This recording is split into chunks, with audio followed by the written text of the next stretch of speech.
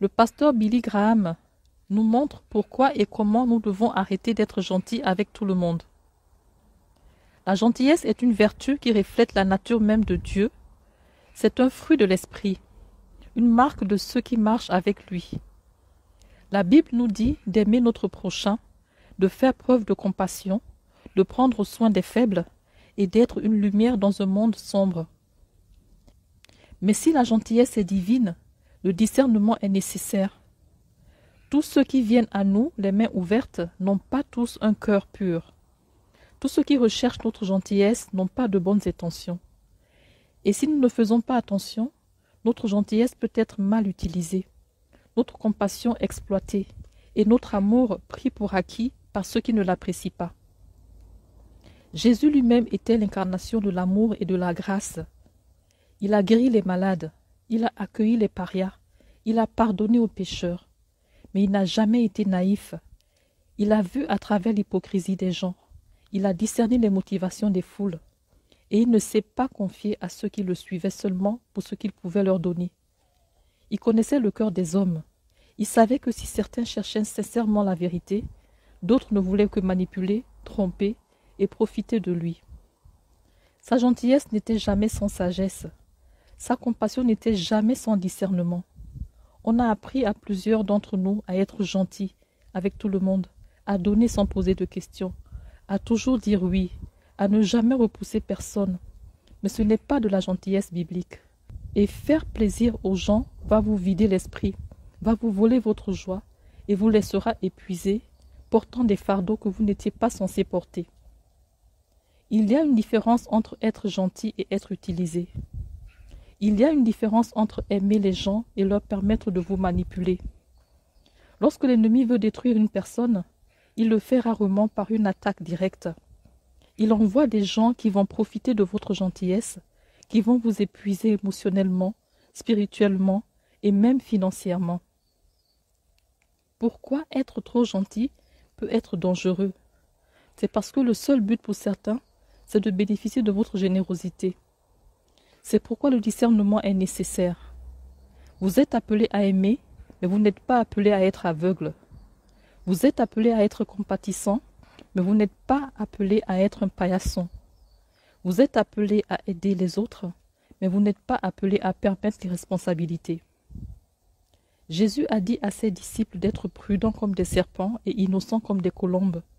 Cela signifie que si nous devons avoir un cœur pur, nous devons aussi avoir un esprit vif. Nous devons être gentils, mais pas incrédules. Nous devons être aimants, mais pas stupides. Il y a des moments où dire non est la chose la plus aimante que vous puissiez faire. Il y a des moments où s'éloigner d'une relation toxique est la décision la plus pieuse que vous puissiez prendre. Il y a des moments où refuser votre gentillesse à quelqu'un qui refuse de changer est un acte de sagesse et non de cruauté. Certaines personnes ne veulent pas d'aide, elles veulent le contrôle. Certaines personnes ne recherchent pas l'amitié, elles recherchent l'avantage. Certaines personnes n'apprécient pas votre gentillesse, elles l'attendent.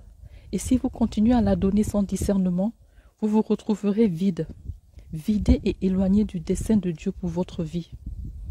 Jésus n'a pas guéri tout le monde. Il n'a pas répondu à toutes les questions. Il n'a pas donné à chacun ce qu'il voulait. Il a donné ce qui était nécessaire quand c'était nécessaire et à ceux dont le cœur était souvent ouvert pour recevoir. Regardez votre propre vie. Y a-t-il des gens qui ne vous appellent que lorsqu'ils ont besoin de quelque chose? Y a-t-il des relations où vous donnez toujours, vous sacrifiez toujours, vous déversez toujours, mais vous ne recevez rien en retour? Dites-vous constamment oui, même lorsque votre cœur vous dit de dire non. Ce n'est pas ce que Dieu veut pour vous. La vraie bonté est enracinée dans la sagesse. Le véritable amour opère dans les limites, et le véritable discernement vous permet de voir au-delà des mots et dans les intentions du cœur. Dieu vous a donné un appel. Il vous a donné une mission. Si vous passez votre temps à essayer de plaire à tout le monde, à essayer d'être disponible pour tout le monde, à essayer de répondre à tous les besoins qui vous sont présentés, vous n'accomplirez jamais ce qu'il a prévu pour votre vie. Parfois, la chose la plus puissante que vous puissiez faire est de vous éloigner. Parfois, la chose la plus aimante que vous puissiez faire est de dire non. Parfois, la chose la plus pieuse que vous puissiez faire est de fixer une limite et de vous y tenir fermement. Le monde vous dira que l'amour signifie ne jamais repousser personne, mais la parole de Dieu vous dit de garder votre cœur. Le monde vous dira que la gentillesse signifie donner à tous ceux qui demandent, mais la parole de Dieu vous dit d'être bon intendant de votre temps, de vos ressources et de votre énergie. Le monde vous dira qu'être une bonne personne signifie sacrifier votre propre bien-être pour le bien des autres, mais la parole de Dieu vous dit que même Jésus s'est retiré de la foule pour prier, se reposer et être seul avec le Père. Si Jésus a fixé des limites, le prix à payer pour défendre la vérité, pourquoi ne le feriez-vous pas? Si Jésus s'éloignait des gens qui ne voulaient que l'utiliser, pourquoi ne le feriez-vous pas? Si Jésus savait quand parler et quand se taire, quand donner et quand retenir, quand guérir et quand lâcher prise, pourquoi ne le feriez-vous pas? La gentillesse est divine, mais le discernement est nécessaire. Jésus a marché sur cette terre comme l'exemple parfait de l'amour, de la grâce et de la gentillesse. Il a guéri les malades, il a nourri les affamés, il a accueilli ceux que la société avait rejetés. Son cœur était rempli de compassion pour les perdus et les brisés, et il a démontré son amour d'une manière que personne n'avait jamais vue auparavant. Mais si Jésus était gentil, il n'était pas passif. Alors qu'il était miséricordieux, il n'était pas faible. Alors qu'il donnait librement, il fixait également des limites. Beaucoup de gens pensent que la gentillesse signifie toujours dire oui, être toujours disponible et ne jamais repousser personne. Mais Jésus n'a pas vécu de cette façon, non. Il était pleinement engagé dans sa mission et il n'a pas permis aux exigences des gens de le distraire du but que son Père lui avait donné. Il y avait des moments où il se retirait de la foule, des moments où il refusait d'accomplir des miracles sur demande, des moments où il confrontait les gens à la vérité, même si elle était vraie et les offensait. Sa gentillesse n'était pas motivée par l'approbation des hommes, mais par la volonté de Dieu. Les évangiles nous disent que de grandes foules suivaient Jésus partout où il allait. Ils venaient à lui avec leurs besoins, leurs malades, leurs désirs de miracles. Mais malgré la foule pressante, Jésus s'éloignait souvent. Il se retirait dans les endroits solitaires pour prier. Il priait le temps d'être seul avec son Père. Il ne laissait pas les attentes des gens contrôler son emploi du temps. Il savait que sa force venait de la communion avec Dieu et il accordait la priorité à cela par-dessus toute autre chose. Si Jésus, le Fils de Dieu, avait besoin de fixer des limites pour le repos et la prière, combien plus devons-nous le faire? Il y avait aussi des moments où Jésus refusait de s'engager avec ceux qui avaient le cœur endurci. Les pharisiens essayaient souvent de le piéger avec leurs questions, déformant ses paroles pour tenter de le discréditer, mais Jésus n'acceptait pas leur tromperie. Il répondait quand il le voulait et restait silencieux quand il savait que leur motivation était impure. Il ne perdait pas de temps à discuter avec ceux qui n'avaient aucun désir de la vérité. Sa gentillesse ne signifiait pas qu'il tolérait la manipulation ou permettait aux autres de dicter sa mission. L'un des exemples les plus puissants de la façon dont Jésus fixait des limites était dans ses interactions avec ceux qui le suivaient. Quand un jeune homme riche est venu à Jésus désireux d'obtenir la vie éternelle, Jésus lui a dit de vendre ses biens et de le suivre. Le jeune homme est parti triste parce qu'il ne voulait pas abandonner sa richesse. Jésus ne l'a pas poursuivi, il n'a pas abaissé le niveau, il n'a pas essayé de le convaincre de rester. Il a lancé l'invitation, mais quand l'homme l'a rejeté, il l'a laissé partir. Jésus a également fixé des limites avec ceux qui lui étaient les plus proches. Quand Pierre, l'un de ses proches disciples, a essayé de le réprimander et de le décourager d'aller à la croix, Jésus a répondu fermement « Arrière de moi, Satan ». Il a reconnu que même ceux qu'il aimait pouvaient parfois être utilisés pour le distraire de son but. Il n'a pas permis au lien émotionnel de l'éloigner de son appel. Un autre exemple est lorsque Jésus a visité sa ville natale de Nazareth. Les gens là-bas étaient sceptiques à son égard. Ils avaient grandi avec lui, ils ne pouvaient pas accepter qu'il était le Messie à cause de leur incrédulité. Jésus n'a pas accompli beaucoup de miracles là-bas et il ne s'est pas imposé à ceux qui refusaient de le croire. Il est parti vers d'autres endroits où le cœur des gens était ouvert. Sa gentillesse ne signifiait pas rester là où il n'était pas la bienvenue. Même dans son sacrifice ultime, Jésus a démontré ses limites. Alors qu'il se tenait devant Pilate pour être faussement accusé et moqué, il ne s'est pas défendu. Il est resté silencieux, choisissant de se soumettre à la volonté de son Père plutôt qu'aux exigences de la foule. Il connaissait son but et il n'a pas permis aux autres de lui dicter comment il devait l'accomplir. Sa gentillesse n'a jamais été une faiblesse, c'était un pouvoir sous contrôle. Trop souvent, les gens confondent la gentillesse avec une disponibilité infinie. Ils croient que Jésus était bon, mais pas faible. Être une bonne personne signifie ne jamais dire non, ne jamais repousser personne, ne jamais s'éloigner des situations malsaines. Mais Jésus nous montre un exemple différent. Il aimait les gens, il ne permettait pas à leurs attentes de le contrôler. Il a guéri beaucoup de gens, mais il n'a pas guéri tout le monde.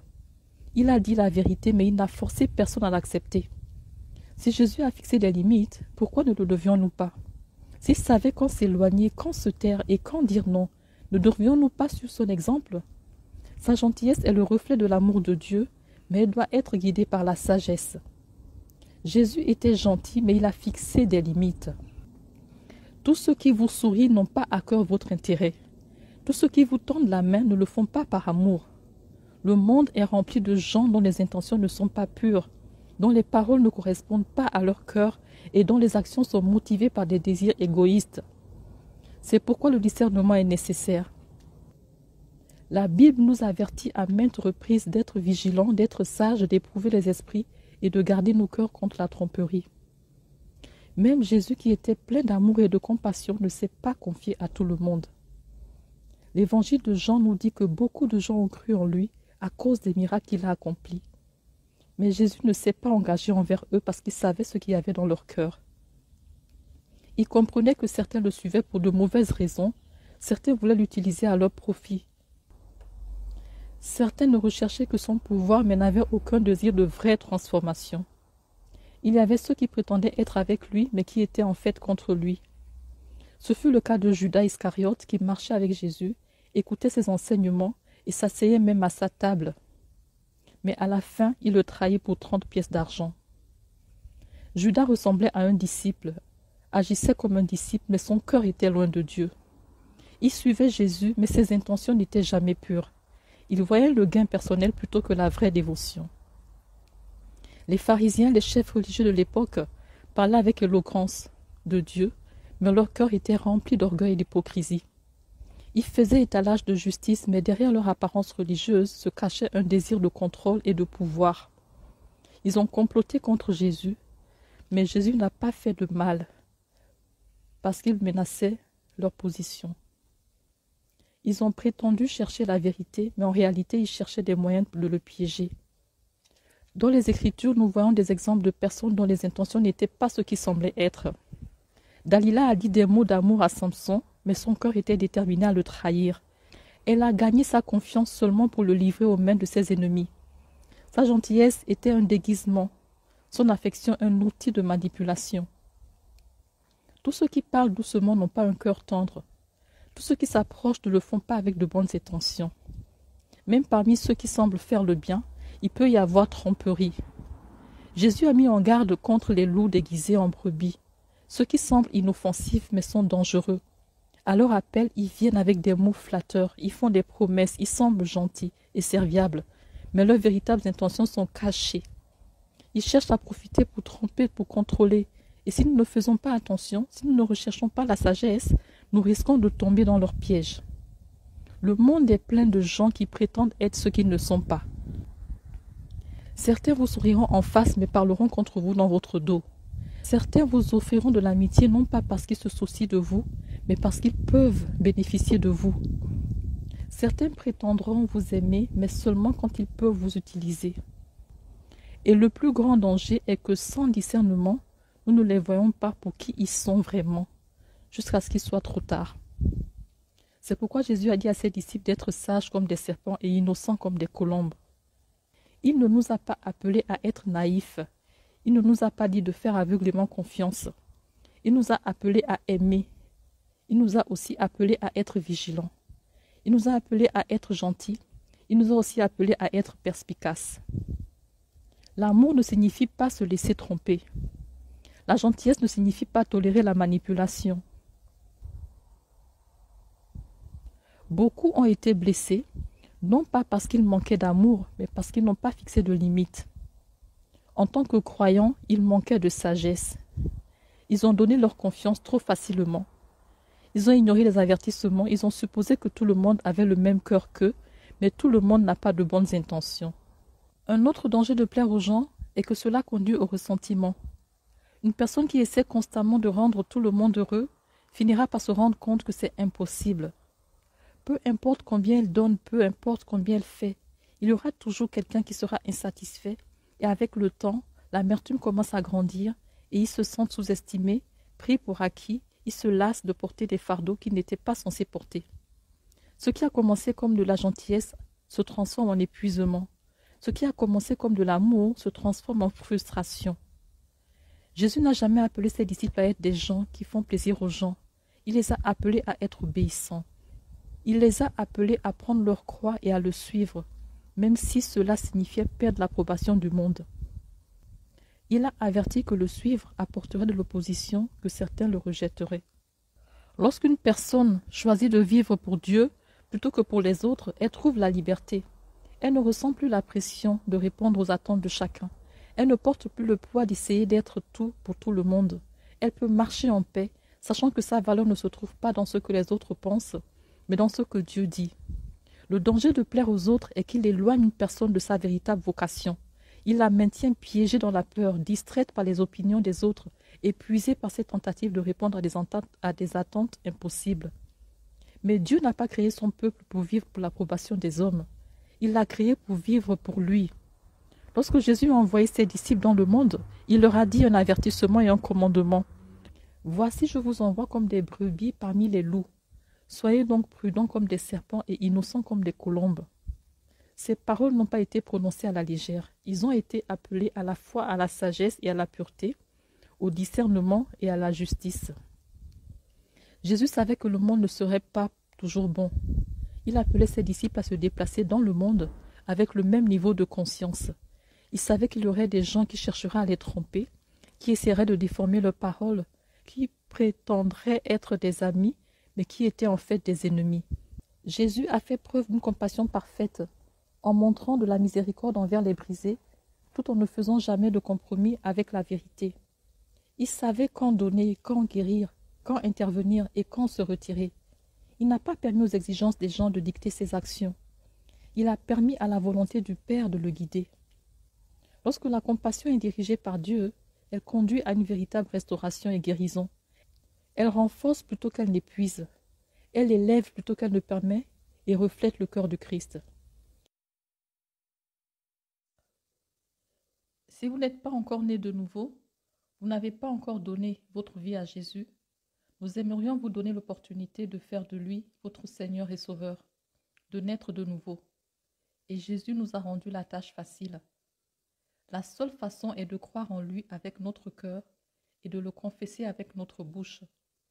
Donc si vous voulez bien prendre cette décision qui va changer radicalement votre vie, s'il vous plaît, dites cette prière avec nous. Seigneur Jésus, je viens à toi aujourd'hui, reconnaissant que je suis un pécheur ayant besoin de ta grâce. Je crois que tu es mort pour mes péchés et que tu es ressuscité afin que je puisse être pardonné et avoir la vie éternelle. Aujourd'hui, je t'abandonne ma vie. Je te demande d'entrer dans mon cœur. Purifie-moi de tout péché et fais de moi une nouvelle création. Je t'accepte comme mon Seigneur et Sauveur et je choisis de te suivre pour le reste de ma vie. Merci Seigneur pour le baptême du Saint-Esprit en moi. C'est dans le nom de Jésus que j'ai prié. Amen.